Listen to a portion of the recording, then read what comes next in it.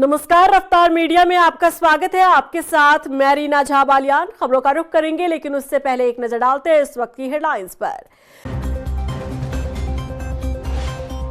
टिहरी झील को adventure tourism hub बनाने पर सरकार का फोकस। एक्रो फेस्टिवल समापन समारोह में सीएम धामी बोले, प्रदेश में साहसिक पर्यटन और खेलों को दिया जा रहा बढ़ावा। उत्तराखंड बीजेपी में नेताओं की नाराजगी को दूर करने के लिए सीएम धामी ने चला मास्टर स्ट्रोक। पार्टी नेताओं को जल्द मिलेगा दायित्व का तोहफा। सवाल, क्या बीजेपी की अंदरूनी कलह हो पाएगी शांत? उत्तराखंड में 1 से 15 फरवरी तक प्री एसआईआर को लेकर चलेगा विशेष अभियान। युवा और महिला मतदाताओं की डेटा मैपिंग पर रहेगा फोकस। 75% वोटर्स की मैपिंग पूरी। और रुद्रपुर में युवती से चलती कार में हुआ सामूहिक दुष्कर्म। कंपनी छोड़ने के नाम पर युवती को दी थी लिफ्ट। 2 आरोपी युवक गिरफ्तार।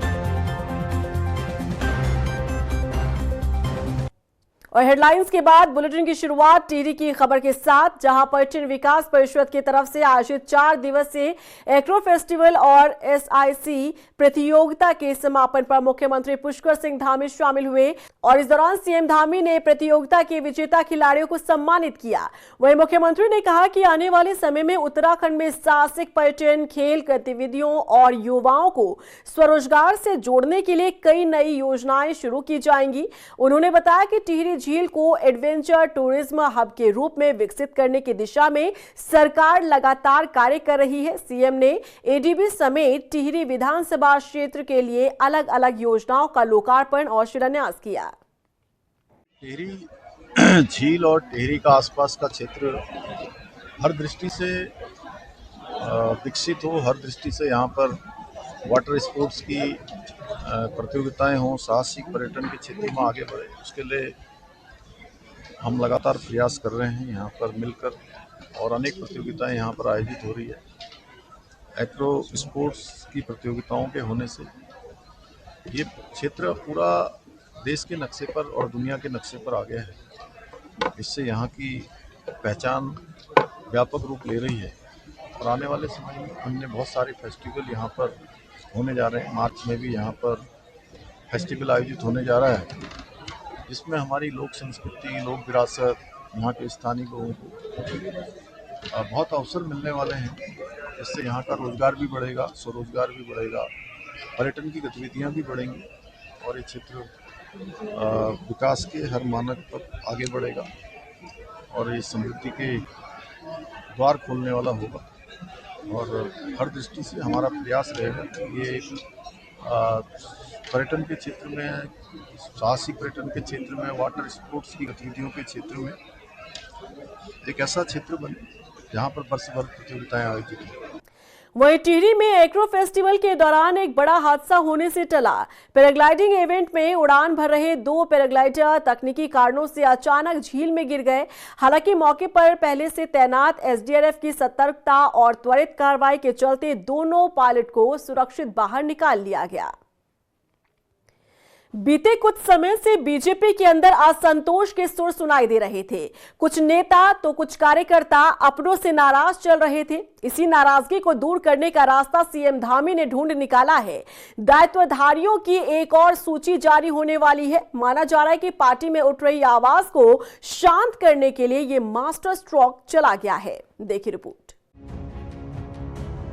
दायित्वधारियों की लिस्ट तैयार, नाराजगी दूर होगी इस बार। धामी के पास हर मर्ज का इलाज, पार्टी में अब नहीं उठेगी आवाज।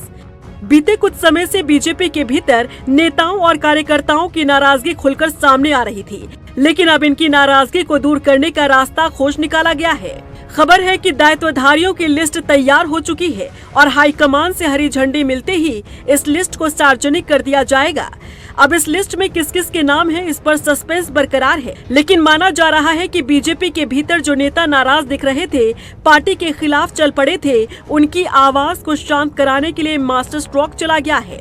ये बात भी किसी से छिपी नहीं कि मैनेज करने में बीजेपी को महारत हासिल है। जब जब बीजेपी के भीतर से कोई आवाज उठती है, समय रहते उसे शांत करा लिया जाता है।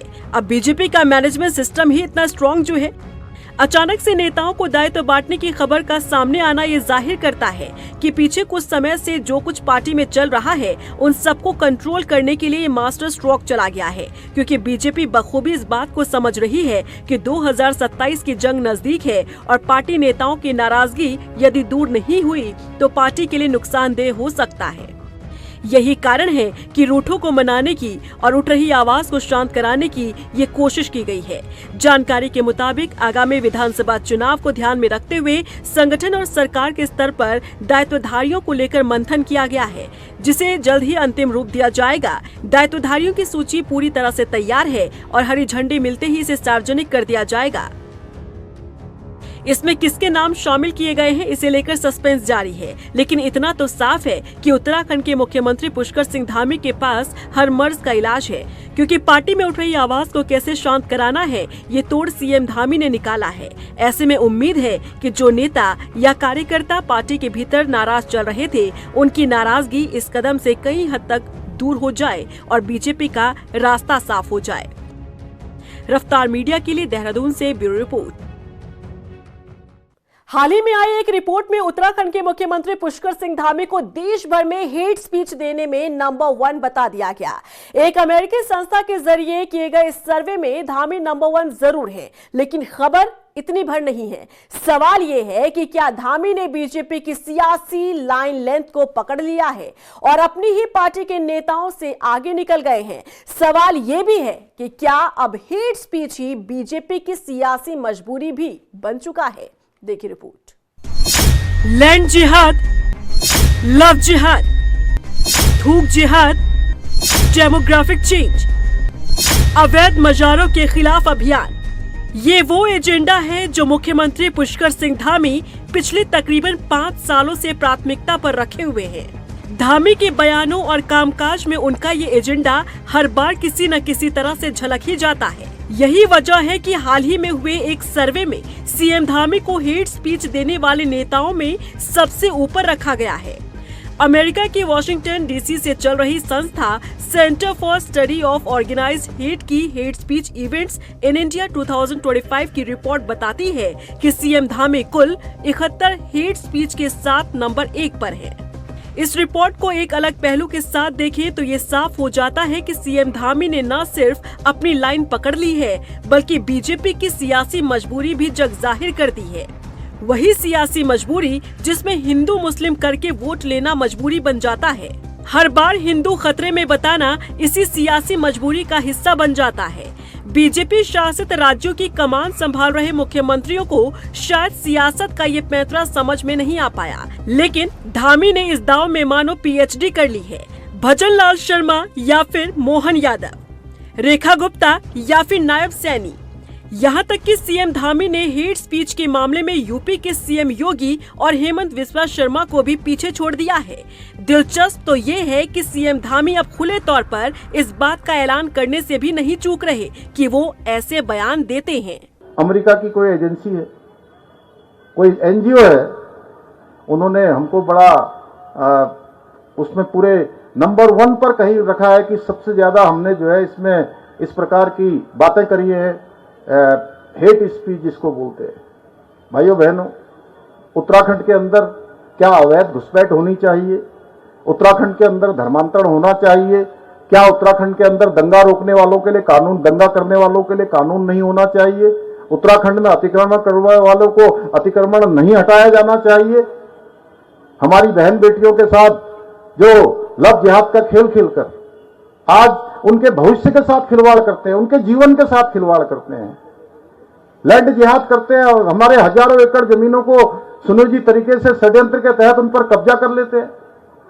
तमाम प्रकार के ऐसे कुकृत्य करते हैं जिससे कहीं ना कहीं हमारे आने वाले बच्चों का भविष्य असुरक्षित हो रहा था। क्या हमारी जिम्मेदारी नहीं है कि हम अपनी आने वाली पीढ़ी को एक सुरक्षित उत्तराखंड दें, उनको विरासत में कोई संदेह न दें, किसी प्रकार की शंका न दें, किसी प्रकार का कोई भय न दें?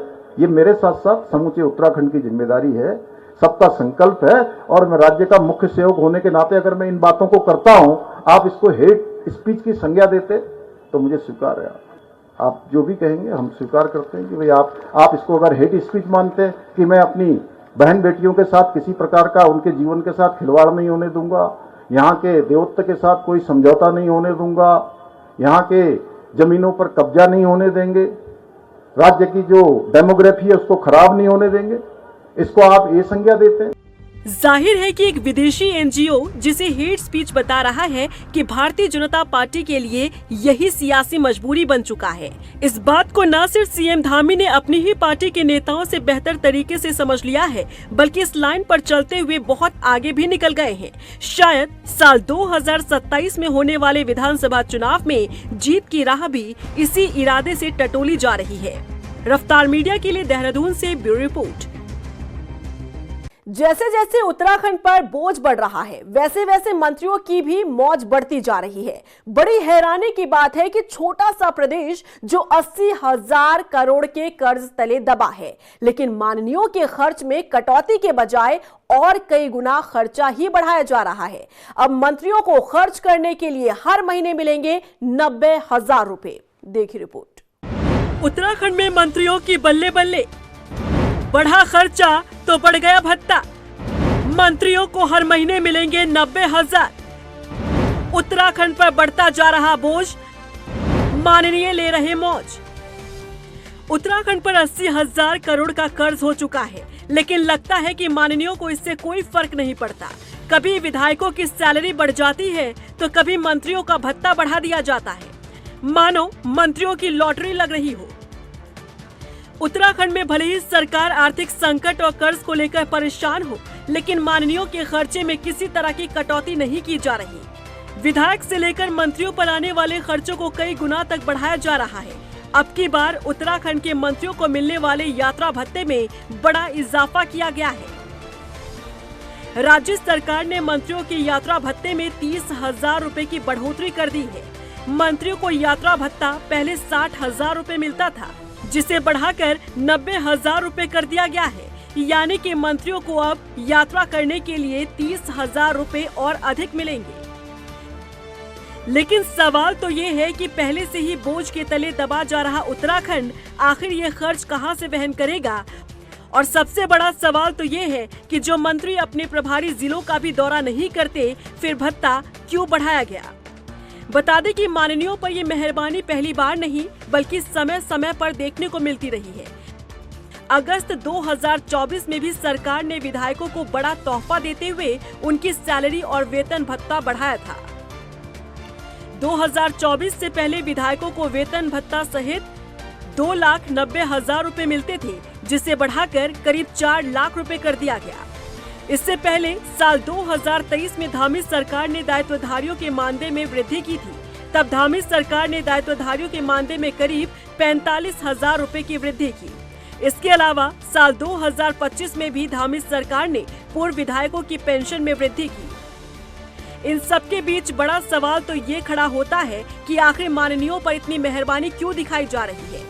उत्तराखंड कंगाली की ओर बढ़ रहा है और यहाँ विधायकों और मंत्रियों पर मेहरबानी भी बढ़ती जा रही है। 80,000 करोड़ का कर्ज लिए घूम रहा उत्तराखंड, जिसे और कर्ज तले दबाने की तैयारी यहाँ के माननीय करते नजर आ रहे हैं। रफ्तार मीडिया के लिए देहरादून से ब्यूरो रिपोर्ट। भारत निर्वाचन आयोग के निर्देशों के तहत उत्तराखंड में प्री एसआईआर को लेकर 1 से 15 फरवरी तक विशेष अभियान चलाया जाएगा। इस दौरान बीएलओ आउटरीच अभियान के दूसरे चरण में युवा और महिला मतदाताओं की मैपिंग पर खास फोकस रहेगा। अपर मुख्य निर्वाचन अधिकारी डॉक्टर विजय कुमार जोगदंडे ने बताया कि मुख्य निर्वाचन अधिकारी डॉक्टर बीवीआरसी पुरुषोत्तम के निर्देशन में चल रहे अभियान के तहत चरण में प्रदेश के 75% मतदाताओं की मैपिंग पूरी की जा चुकी है। वर्तमान मतदाता सूची की 2003 की मतदाता सूची से मैपिंग की जा रही है। राज्य में निर्वाचन विभाग की ओर से सभी मतदाताओं का जो एसआईआर से पूर्व की मैपिंग की प्रक्रिया है वो निरंतर जारी है और वर्तमान में एसआईआर के प्रारंभ से पहले सभी मतदाताओं की मैपिंग की प्रक्रिया की प्रगति भी अभी अच्छी प्रतीत हो रही है। पूरे राज्य में 75% तक मैपिंग का कार्य पूर्ण हो चुका है आज की प्रगति के अनुसार, और इसमें और बेहतर होने की भी संभावना है। 2 जनपदों में अभी प्रगति थोड़ी सी कम प्रतीत हो रही है। देहरादून जनपद में, जहां पर 57% का प्रगति मैपिंग में पाई गई है। और इसके उपरांत जो सेकेंड जनपद है वो उधम सिंह नगर, जहाँ पर 59% का मैपिंग का प्रगति अब तक हो पाया है। इसमें हम लोग पूरा प्रयास कर रहे हैं कि अधिक से अधिक मतदाताओं की मैपिंग की प्रक्रिया पूर्ण हो जाए, ताकि एसआईआर जब प्रारंभ होता है तो उसमें और सहायता और सहूलियत मतदाताओं के लिए और हमारे बीएलओ के लिए आसानी से हो सकता है। गदरपुर में इस कदर गदर मचा है कि बीजेपी के विधायक अरविंद पांडे को देहरादून तक का सफर तय करना पड़ा। जमीन कब्जाने के आरोप में अरविंद पांडे ने उत्तराखंड के डीजीपी से मुलाकात की और निष्पक्ष जांच की मांग की। इसके साथ ही आरोप सिद्ध होने पर राजनीति छोड़ने तक की बात उन्होंने कही है। यानी बात इतनी बढ़ चुकी है कि पांडे जी संन्यास लेने को तैयार हैं। देखिए रिपोर्ट। पांडे जी हो गए परेशान, गदरपुर में मचाया गदर, दून तक का तय किया सफर, डीजीपी से निष्पक्ष जांच की मांग, क्या निकलेगा कोई समाधान? उत्तराखंड के उधम सिंह नगर की सियासत में बड़ा नाम बीजेपी विधायक अरविंद पांडे इन दिनों काफी परेशान चल रहे हैं। गदरपुर में इस कदर गदर मचा है कि पांडे जी को देहरादून तक का सफर तय करना पड़ा। जमीन कब्जाने के आरोप में घिरे अरविंद पांडे दौड़े दौड़े देहरादून पहुंच गए और यहां उन्होंने उत्तराखंड के डीजीपी से मुलाकात कर आरोपों की निष्पक्ष जांच की मांग की। कुछ मेरे चाचा के लड़के हैं, उनके खिलाफ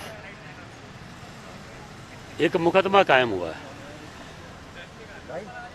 मैं उस मुकदमे को मैं ये नहीं कहूँगा कि मेरे खिलाफ कोई झूठा मुकदमा हुआ है, मैं इसको कहने नहीं आया हूँ। मैं तो मात्र इस प्रदेश के डीजीपी मिस्टर दीपम सेठ जी से मिलके इतनी बात कहने आया हूँ कि उस मुकदमे का लाई डिटेक्टर कराया जाए। इतना ही नहीं, विधायक जी तो अपने ऊपर लगे आरोपों से इतने आहत हो गए हैं कि उन्होंने आरोप सिद्ध होने पर राजनीति से ही संन्यास लेने की बात कह दी। और जो भूमाफिया का तगमा मेरे पे लगा है, मैं सबको कहना चाहूँगा कि बहुत ज़मीन पे जाके इन चीज़ों को सबको समझने की आवश्यकता है कि 30 साल के राजनीतिक सफ़र में क्या 30 फीट ज़मीन कब्जाने का मेरे पे लागू लगने से मैं भूमाफिया हो गया। मैं इतना अवश्य कहना चाहूँगा कि जितनी आरोप मेरे पे सिद्ध हो गया कि मैं भूमाफिया हूँ, मैं उत्तराखंड की जनता के सामने कभी मुँह नहीं दिखाऊंगा। चुनाव लड़ना तो बहुत बड़ी बात हो गई। अरविंद पांडे का यूं परेशान होना कई और इशारा करता है, क्योंकि पांडे जी विधायक हैं जो अपने क्षेत्र में अलग ही दबदबा रखते हैं। गदरपुर में तो इनकी तूती बोलती है और बीते कुछ दिनों में जिस तरह का माहौल इन्होंने पैदा किया है वो उनकी पार्टी के लिए ही मुश्किलें पैदा करने वाला रहा। इस बीच काशीपुर के मेयर दीपक बाली की सीएम धामी को लेकर किए गए खुलासे में जिसमें इशारा अरविंद पांडे की तरफ ही रहा, वहीं दूसरी ओर बीजेपी के ही नेता गगन कंबोज का दीपक बाली के बयान को खारिज करना, ये सब कुछ बीजेपी के लिए मुश्किलें पैदा करने वाला रहा, क्योंकि ये सभी नेता पार्टी फोरम पर भी अपनी बात रख सकते थे। बजाय इसके मीडिया में इन्होंने बयान दिया, जिससे सियासत में और हलचल पैदा हो गई। पांडे जी इतने परेशान हो गए कि देहरादून तक पहुंच गए और अपने ऊपर लगे आरोपों के निष्पक्ष जांच की मांग करने लगे। अब भले ही ये मसला कुछ और हो और पार्टी का मसला कुछ और, लेकिन सेंटर में तो पांडे जी ही फंसे हैं। चाहे जमीन कब्जाने का आरोप हो या फिर सीएम धामी को चुनाव हराने के लिए साजिशकर्ता के नाम का खुलासा हो। रफ्तार मीडिया के लिए देहरादून से हिमांशु चौहान के साथ ब्यूरो रिपोर्ट। उत्तराखंड वन विभाग ने मानव वन्य जीव संघर्ष पर कार्यशाला का आयोजन किया, जिसमें मानव वन्य जीव संघर्ष के क्षेत्रों की पहचान, फिलहाल जंगली जानवरों के आतंक से बचने के लिए उठाए जा रहे कदम, प्रौद्योगिकी का उपयोग, मुआवजा प्रणाली समेत कई मुद्दों पर विचार विमर्श किया गया। इसके साथ ही राज्य के अलग अलग हिस्सों से लोगों ने इसकी रोकथाम के लिए अपने अपने सुझाव भी दिए। प्रमुख वन संरक्षक रंजन कुमार मिश्रा ने बताया कि इन सुझावों को दिल्ली में होने वाली पार्लियामेंट कमेटी की बैठक में पेश किया जाएगा। मानव वन्य जीव संघर्ष अभी इतना ज़्यादा समस्या हो गया है, इवन भारत सरकार में भी इसको संज्ञान में लिया गया है। अभी पार्लियामेंट सेशन में है, तो एक पार्लियामेंट कमेटी का बैठक होने जा रहा है दिल्ली में, तो उसके लिए हमको ये कहा गया भी है एवं उसके हमारा साथ भी ऑलरेडी ये प्रोग्राम में भी था कि उस मीटिंग से जाने से पहले हमने यहाँ पर एक स्टेक होल्डर्स मीटिंग कर लें ताकि हमको बहुत सारे सुझाव मिले, फीडबैक मिले कि वन विभाग कैसे काम कर रहा है एवं इस समस्या को तुरंत निवारण करने के लिए हम क्या कर सकते हैं ताकि भारत सरकार के सामने उत्तराखंड परिप्रेक्ष्य में मानव वन्यजीव संघर्ष को कम करने के लिए किया जाए। तो इसलिए आज का ये कार्यक्रम हो रहा है एवं इसमें जैसे गांव के लोग भी आ रखे हैं, क्षेत्र पंचायत सदस्य के रूप में हमारा वन पंचायत से, ग्राम पंचायत से, मीडिया भी है एवं एक्सपर्ट्स भी आ रखे हैं। चमोली जिले के पांडुकेश्वर न्याय पंचायत क्षेत्र में जन जन की सरकार जन जन के द्वार अभियान के तहत बहुउद्देशीय शिविर का आयोजन किया गया, जिसमें अलग अलग विभागों के स्टॉल के साथ साथ मेडिकल कैंप का भी आयोजन किया गया। इन शिविरों में लोगों ने सरकारी योजनाओं का लाभ लिया, साथ ही समस्याओं का समाधान भी मिला। रुड़की में राष्ट्रपिता महात्मा गांधी की पुण्यतिथि पर श्रद्धांजलि कार्यक्रम का आयोजन किया गया, जहां कांग्रेस कार्यकर्ताओं ने महात्मा गांधी की प्रतिमा पर पुष्प अर्पित कर उन्हें नमन किया। इस मौके पर महानगर अध्यक्ष राजेंद्र चौधरी ने कहा कि महात्मा गांधी केवल एक व्यक्ति नहीं बल्कि एक विचारधारा है। सत्य और अहिंसा के रास्ते पर चलकर उन्होंने देश को आजादी दिलाई। पार्टी हमेशा गांधी जी के आदर्शों पर चलते हुए संविधान, लोकतंत्र और देश की एकता की रक्षा के लिए संघर्ष करती रहेगी। आज भारत के लिए बहुत जो है महत्वपूर्ण दिन है। आज के दिन कुछ लोगों ने महात्मा गांधी की जान ली थी, लेकिन उनकी जो विचारधारा है वो आज भी हमारे दिल में जीवित है। और भारत की विचारधारा गांधी की विचारधारा है। बिना गांधी के भारत के विषय में कोई सोच नहीं सकता और गांधी की विचारधारा के बिना ये देश आगे नहीं बढ़ सकता। वहीं रुद्रपुर से चलती कार में सामूहिक दुष्कर्म का सनसनीखेज मामला सामने आया है। ट्रांजिट कैंप कोतवाली पुलिस ने पीड़िता की तहरीर पर कार्रवाई करते हुए 2 आरोपियों के खिलाफ मुकदमा दर्ज कर उन्हें गिरफ्तार कर लिया। एसएसपी मणिकांत मिश्रा ने बताया कि पीड़िता ड्यूटी पर जाने के लिए खड़ी थी। इसी दौरान 2 युवक उसे कंपनी छोड़ने की बात कहकर कार में बैठा कर ले गए। आरोपी की युवती को कंपनी न ले जाकर चलती कार में ही उसके साथ सामूहिक दुष्कर्म किया गया। ट्रांजिट कैंप थाने में एक लड़की के द्वारा एप्लीकेशन दी गई थी। उस एप्लीकेशन के आधार पर थाने में 70(1) और 351(2) बीएनएस की धारा के अंतर्गत अपराध पंजीकृत किया गया। उसमें 2 आरोपी थे, उन दोनों को गिरफ्तार किया गया है और उन्हें न्यायालय के समक्ष प्रस्तुत किया गया है। सर, कार भी बरामद हुई। इनके पास से घटना में प्रयुक्त वाहन कार बरामद हुई है। टिहरी में डॉक्टरों के रेफर गेम के चलते महिला की मौत का मामला सामने आया है। जिला चिकित्सालय से एक महिला को हायर सेंटर रेफर किए जाने में देरी से महिला की रास्ते में ही मौत हो गई, जिससे परिजनों ने अस्पताल में हंगामा काटा। जिसके बाद मुख्य चिकित्सा अधिकारी ने मामले में जांच के आदेश दे दिए। साथ ही उन्होंने कहा कि लापरवाही बरतने वाले डॉक्टरों पर सख्त कार्रवाई की जाएगी। हॉस्पिटल जो है रेफर सेंटर बना हुआ है और आप देख रहे हैं कई वर्षों से लगातार यहाँ से हॉस्पिटल के कर्मचारियों की वजह से बहुत सारी डेथ हो रही है। आज हमारे वाल्मीकि समाज की एक महिला की जो डेथ हुई, जिसमें हम लोग पिछले सुबह से यहाँ पे धरने बैठे हुए हैं और सीएमओ साहब ऐसा कौन सा वीआईपी है, ऐसा कौन सा वो वीआईपी है जिसका नाम छुपा रहे हैं, ऐसा कौन सी इस करते इनकी लॉग बुक इन्होंने नहीं भरी हुई है, इस करते इन्होंने हाजिरी अटेंडेंस नहीं भरी हुई है। अगर उनको नाम नहीं पता तो सीएमओ साहब पे भी कार्रवाई होनी चाहिए। वहीं हरिद्वार में सार्वजनिक दीवारों और इमारतों पर छपे इश्तहार प्रशासन के स्वच्छता अभियान को पलीता लगा रहे हैं। यहां हाईवे और मुख्य चौक चौराहों पर लोग बिना परमिशन अवैध रूप से दीवारों को विज्ञापनों के पोस्टर से पोत रहे हैं, जिसकी वजह से शहर की सुंदरता पर दाग लग रहा है।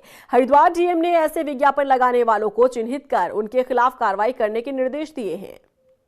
अभी हमने रिसेंटली ये ट्रेंड नोटिस किया है कि जो हमारे फ्लाईओवर्स हैं या जो सार्वजनिक दीवारें हैं, ऑफिसेज की दीवारें हैं, बाउंड्रीज हैं, वहाँ पर वॉल पेंटिंग के माध्यम से या पोस्टर्स के माध्यम से लोग उसको मिसयूज़ कर रहे हैं। इसमें एनएच को और सभी विभागों को भी डायरेक्शन दिए गए हैं कि उसमें विधिक कार्रवाई भी करें और जो लोग डिफेसमेंट कर रहे हैं पब्लिक प्रॉपर्टी का, उस पर लीगल एक्शन लेकर जुर्माना करें या अन्य जो भी विधिक कार्रवाई हो सकती है उसको सख्त करें। दिनेशपुर में बिजली विभाग की टीम ने घर घर जाकर स्मार्ट मीटर लगाने की प्रक्रिया शुरू कर दी है। इसके साथ ही लोगों को स्मार्ट मीटर के फायदे भी गिनाए जा रहे हैं। विभागीय अधिकारियों का कहना है कि स्मार्ट मीटर से बिजली बिल में पारदर्शिता आएगी और उपभोक्ताओं को पहले की तुलना में अधिक बिल नहीं देना पड़ेगा। लेकिन दूसरी ओर स्थानीय लोगों का कहना है कि स्मार्ट मीटर गरीबों के लिए परेशानी का सबब बन सकती है। स्मार्ट मीटर लग रहे हैं जो कि यहाँ पे ये जो है बहुत ही गरीब इलाका है। यहाँ पे जो है बहुत ही अनपढ़ लोग भी रहते हैं, ऐसे लोग भी हैं जिनके पास मोबाइल तक भी नहीं है। तो ऐसी स्थिति में ऐसी गरीब जगहों पर स्मार्ट मीटर लगाना ये जो है औचित्य नहीं बनता है। इस मामले में मैं अपने शीर्ष नेताओं से बात करूँगा और बात करके कोई ना कोई हल ऐसा जरूर निकलेगा जिससे कि ये मीटर अभी इस वक्त ना लगाए जाए। लगाए जा रहे हैं, पूर्व नगर में लगाए जा रहे हैं, सबसे ज़्यादा शिक्षा में लग भी चुके हैं। हमारे गदरपुर में अभी इतने नहीं लगे, पर यहाँ भी काम शुरू हो गया। और स्मार्ट मीटर से कोई नुकसान नहीं है। स्मार्ट मीटर लगने से लोगों के बिल सही हो जाएंगे। जिन लोगों की समस्या थी कि हमें टाइम से बिल नहीं मिलते, उनके बिल ऑटोमेटिक जनरेट होते हैं, बिल खराब होने की समस्या खत्म हो जाएगी। मंगलौर कोतवाली में आगामी त्योहारों के मद्देनजर बैठक का आयोजन किया गया, जिसमें कोतवाली प्रभारी अमरजीत सिंह ने स्थानीय लोगों और व्यापारियों से शांतिपूर्ण ढंग से त्योहारों को मनाने की अपील की। वहीं सीओ विवेक कुमार ने बताया कि 1 फरवरी से रविदास जयंती की यात्राएं नगर समेत ग्रामीण क्षेत्रों में निकाली जाएगी। इस दौरान प्रशासन की तरफ से कड़ी नजर बनी रहेगी। सर्वविदित है कि 1 फरवरी 2026 को आगामी 1-2 दिनों में अन्य यात्राएं भी रविदास जयंती के उपलक्ष्य में जो की जा रही हैं, उसी के संबंध में गोष्ठी जो है वो हमारे द्वारा आयोजित की गई, जिसमें ग्राम प्रधान और जो संबंधित रविदास जयंती कमेटी से संबंधित जो लोग हैं उन्होंने प्रतिभाग किया और इस संबंध में शांतिपूर्ण तरीके से जयंती मनाने और उससे संबंधित अगर कोई समस्या है उसके बारे में बताने के लिए जो है निर्देश निर्गत किए। और इसी के साथ फिलहाल इस बुलेटिन में बस इतना ही, लेकिन चलते चलते एक नजर डालते हैं इस वक्त की हेडलाइंस पर। टिहरी झील को एडवेंचर टूरिज्म हब बनाने पर सरकार का फोकस। एक्रो फेस्टिवल समापन समारोह में सीएम धामी बोले, प्रदेश में साहसिक पर्यटन और खेलों को दिया जा रहा बढ़ावा। उत्तराखंड बीजेपी में नेताओं की नाराजगी को दूर करने के लिए सीएम धामी ने चला मास्टर स्ट्रोक। पार्टी नेताओं को जल्द मिलेगा दायित्व का तोहफा। सवाल, क्या बीजेपी की अंदरूनी कलह हो पाएगी शांत? उत्तराखंड में 1 से 15 फरवरी तक प्री एसआईआर को लेकर चलेगा विशेष अभियान। युवा और महिला मतदाताओं की डेटा मैपिंग पर रहेगा फोकस। 75% वोटर्स की मैपिंग पूरी। और रुद्रपुर में युवती से चलती कार में हुआ सामूहिक दुष्कर्म। कंपनी छोड़ने के नाम पर युवती को दी थी लिफ्ट। 2 आरोपी युवक गिरफ्तार।